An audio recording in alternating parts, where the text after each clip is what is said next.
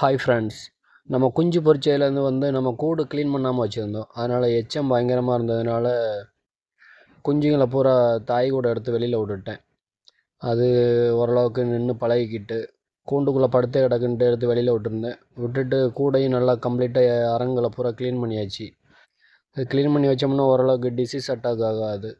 அதனாலே கூடை அரங்களை பூரா கம்ப்ளீட்டாக க்ளீன் பண்ணிட்டேன்.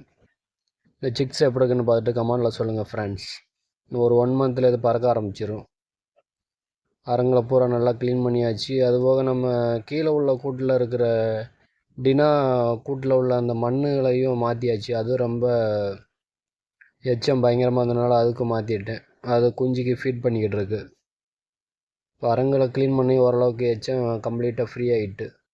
இந்த வீடியோ பிடிச்சிருந்தால் லைக் பண்ணுங்கள், ஷேர் பண்ணுங்கள், சப்ஸ்கிரைப் பண்ணுங்கள் ஃப்ரெண்ட்ஸ். தேங்க்ஸ் ஃபார் வாட்சிங்.